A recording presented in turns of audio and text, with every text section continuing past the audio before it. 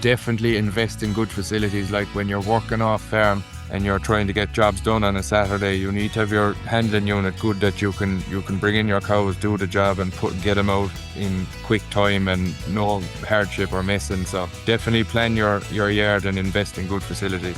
Hello and welcome to the Beef Edge, the Teagasc Beef Podcast, for all your latest news, information and advice for Irish beef farmers. I'm Catherine Egan, and with many beef farmers balancing part-time work off the farm, this episode marks the first in our new monthly series, Managing Labour on Farm. Today I'm joined by father and son Eamon and Donnchadh McCarthy from Youghal, who share how they successfully run their suckler-to-beef system while both working off farm. Eamon and Donnchadh, you're both very welcome. Can you give an overview of your system and background to the farm? We're trying to do 16-month bull beef here. We have about 50 cows and we rear everything goes to the factory from here. We're hoping to do 16-month bull beef and finish the heifers, any heifers that are finished before 22 or 3 months. And you're also working off farm, Eamon, along with running the suckler enterprise? I'm milking cows for next door neighbour, morning and evening in the springtime, and once a day, either morning or evening during the summertime. So I'm basically around here at home most of the days for the year. That's great. And Donnchadh, you're also involved in the suckler system and working off farm. Can you just give a bit of background to your involvement on the farm? Yeah, so we set up a partnership maybe 3 years ago now, so we're in partnership at home together. I'm working off farm, I'm an AI technician, so I'm busy for the summer, and I work on a dairy farm as well on the off season for AI. That's great. And with both of you working off farm, how do you organise the workload across the week and keep the system running smoothly, Donnchadh? Well, as Dad said, he works off farm, but he's at home in the middle of the day, like between milking. So he does most of the work during the week, and then I'm around weekends and evenings, and I'll do the nights there when calving is on and stuff like that. So between us, we're able to manage it. That's great. And I suppose the biggest labour pinch points on the farm during the year are, calving, the breeding season, when bulls are being finished. How do you manage that on the farm, Eamon, during the busy periods? Well, I suppose it's not too bad insofar as, like, I'm here all day most days.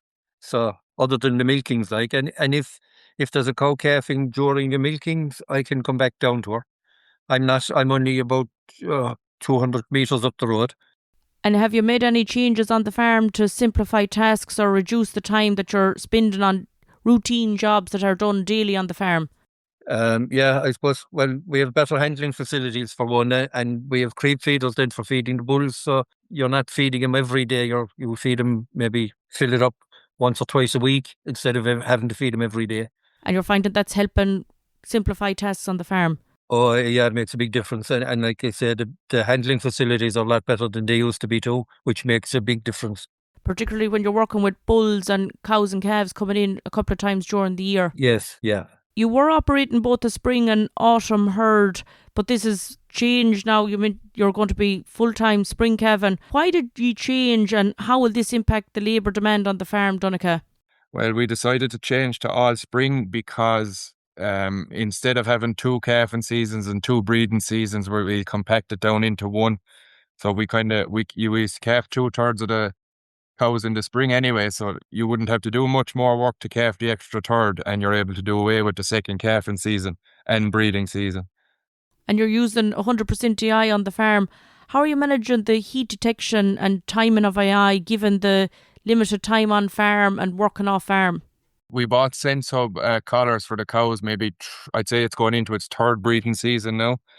It's a big help to us. Before, we used to be out with the cows maybe 4 or 5 times a day checking for heats. Now you just check the phone and bring them in as they come bulling. It's made a big difference to it. And you're doing all your own DIY AI? Yeah, well, I'm an AI technician as well, so I do the AI at home. So it's definitely a big plus here. The cattle have turned inside out since we started AI. From a labour point of view, do you find it a lot extra? Some farmers listening might say, the fact you're working off farm, would you just go with a stock bull? Well, it definitely is more labour in the sense that, like, you have to bring in the cows and AI them and all that and watch them. But, well, with the Sense Hub, we don't have to watch anymore. But it still is more work, but it's a job that definitely pays for itself in the quality of cattle we have. Can I also say there maybe when you are bringing in the cows for AI over the course of 6 months, a year or 2 years or whatever, it actually gets easier to bring them in. They get used to it, and they come in easier after a period of doing it. And I suppose even from an infrastructure point of view, how has that helped, or what have you done to make it easier bringing in and out the cows for AI? Just to try, yeah. I suppose the handling facilities again, they're better suited for it, but we probably still need to do roadways in order to make it really easy. But because at the moment I have to put up tapes across fields and things to bring them in. But like I say, once they're doing it for a bit, they get used to it and they do come in easier. The AI technologies there are helping with regard timing and heat detection of AI on the farm as well. Yeah, no, they're a big addition to it. All right, Jay, you know exactly when to AI am, and yeah, no, it's going forward. We might end up in a year's time, or maybe this year, using sex semen, and it's the timing of you know exactly when to AI am. It's great.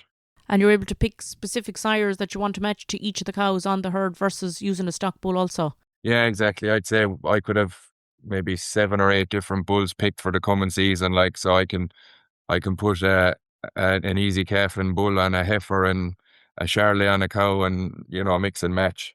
And Eamon, you've been using Pasture Base Ireland for a number of years. The fact you're measuring grass and as part of the Future Beef programme have improved a lot of your grazing practices on the farm. How has that helped from a labour efficiency point of view? Well, you know which paddock has the most grass, and it kind of grass measuring dictates where your rotation is going. You might skip a paddock and move on to a different paddock rather than just moving into the next one. It makes it more efficient, I think, all right. And the fact you're measuring grass, how have you adapted that to suit your off-farm work? Most of the time I do the grass measuring when I'm going moving the cows or just going out checking them. I bring the plate meter with me and do it as I'm going along. And you mentioned there the importance of roadways going forward on the farm. Can you just talk through the importance of, access to the paddocks, water troughs, size of paddocks? How has that helped in reducing daily workload on the farm? Yeah, so we our paddocks are all about a hectare. So, and a few years ago we made the decision to put all the grazing groups together. So everything is in one big group. So you just have to go out and check one lot, and they're being moved every day and a half, and they're always in the right grass. It's all small things, like, but it all does help speed up the job. You've put a huge emphasis in the past number of years on housing, and you mentioned there, Eamon, the importance of the handling facilities on the farm. What do you think, which investments have made the biggest difference for saving on time and labour on the farm over the past number of years? Probably the calving boxes and the cattle crush. They're all in the one area, and it's very simple for us now to put all the cattle through the crush for testing or whatever. It's fairly well streamlined. It works. They can come out of the shed and down through into a calving box and down through the crush and out, and it's pretty streamlined now at the moment. Yeah, we can test. We can do the herd test now in just over an hour, whereas before it would have probably been 3 times that. Like, and anytime you have to vaccinate or do anything with cattle, there's no stress on us or stress on the animals. It's done very quickly with no hardship. And particularly the fact you're finishing bulls under 16 months, that can be quite intensive labour-wise, and also when you're weighing, dosing and loading for going to the factory. Yeah, it does. Having good facilities for the bulls and that, it's pretty important. All right, they're a lot easier to manage them especially maybe sometimes you're trying to do it on your own, and it's a lot easier to do it the way we have it at the moment. No, and there's probably better ways of doing it, but it's a lot better than we used to be doing it. And you're also growing your own barley. Has that helped simplify feeding system, or does it add extra work on the farm? I'm not sure that it simplifies the feeding too much, but there is an extra workload, but financially I think it's well worth it, because that barley is kind of half the feed that we buy for the year, which is a big reduction in costs. And have you considered any other technologies or systems to help reduce feeding time on the farm? We actually have planning in for a meal shed. So hopefully in the next 12 months or 2 years that we'll get that up. So it'll make it, we'll be able to do everything with the front loader, the tractor, instead of bags and buckets. And not only will it make it faster, but it'll make it easier on ourselves as well. Particularly from a labour point of view, carrying all the buckets, etc. Yeah, the whole thing, ethos here, I think, is that we kind of have it as a one-man operation. Hopefully there'll be two of us around for a long time, but to have it as a one-man operation, so that makes everything easier for everyone. And you're regularly taking soil samples and targeting fertiliser, and you recently showed, how you're balancing your good nutrient management with your limited labour through the videos on the Future Beef programme. Can you just talk through how you plan fertiliser application for the year and how you manage that from a labour point of view, the fact you're both working off farm? The nutrient management, there's a nutrient management plan which kind of nearly tells us which fields get which fertiliser every year. And we try and stick fairly close to that if we can. And we bought a fertiliser stand there for filling the spinner. And it's a great help. It's a safety issue. You don't have to be lifting the 50 kilo bags anymore. You could use the big fertilizer bags. You would fill it a lot faster and easier, and you don't have to go looking for a second tractor to lift the bag while you're putting the spreader in under it. One tractor does the whole lot. And I think that's a key thing you mentioned there, Eamon, with regard to safety. The fact you're working off farm, there's times you could be rushing in the morning or rushing in the afternoon to get to milking or get to an AI call, particularly from Donnchadh or your point of view. Having the equipment set up that it's in a safe manner when you're working, be it full-time or part-time off farm, is critical. Yeah, even if you're not working off farm, it's health and safety. The safety issue is the big one. Before I wrap up, you've covered an awful lot there. If you had to prioritise one change to improve labour efficiency on the farm, what do you think it would be? Donnchadh, I'll come to you first.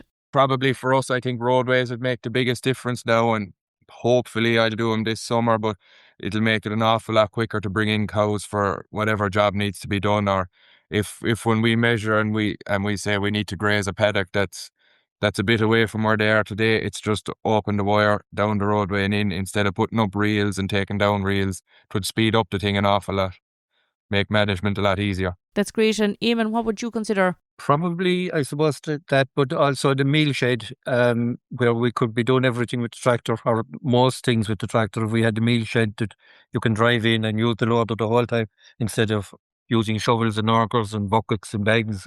Are there any tasks on the farm that you would consider outsourcing, or maybe there's something you're already doing on the farm that you have outsourced in recent years?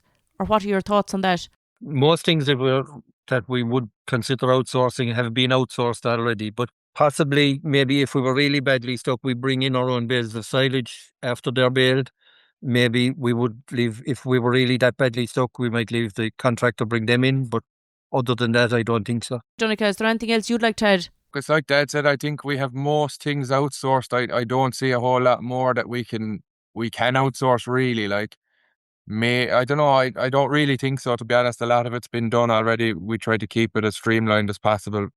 Yeah, we're doing the fertilizer and spraying. That's it, more or less. Well, we mow the silage as well, but most things are outsourced.